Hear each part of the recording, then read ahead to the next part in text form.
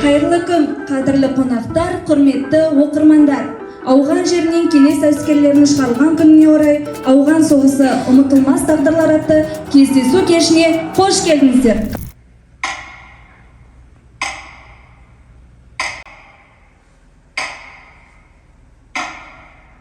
Еліміздің тыныштығын қорғайтын сендер, ол Ауғанстанда ындағы соғыс ешкім басына бермей қойсын. Мен қазақ болып туғаныма қуанамын. Асқар тауларымыз бар, кең байтақ жеріміз бар. Қазақ болып туып, қазақ болып өлеміз. Мына қазақтың жеңісімен біздерге ғана керек, басқа елге керек жоқ. Өтеуінен қайғымыздардың жүрекпен теріп еске алып менен салам.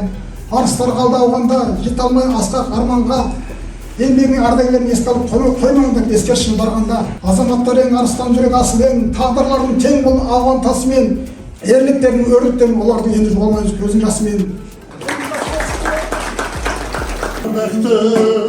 Туған едім, солдаттық міндетімей мен кетемін.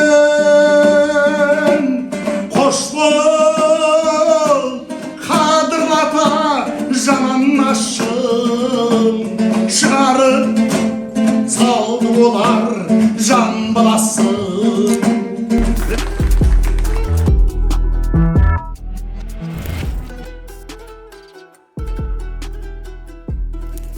Қалдым тағы көз жазып бір досымнан, не береді білмеймін келер көктем. Бітер емес бұл соғыс жұмбақталған, ағып жатыр жұлдыздар мұңлы аспаннан. Жетер мекен өзіңе жазған хатым, ақ параққа жүректен сырдақтарған. Түсін мені аяулым, асыл құрбым, кейіпкері жарқ еткен жасын жырдың. Алаңдаумен Ауғанның даласында қауіп қатер сәт сайын басып жүрмін.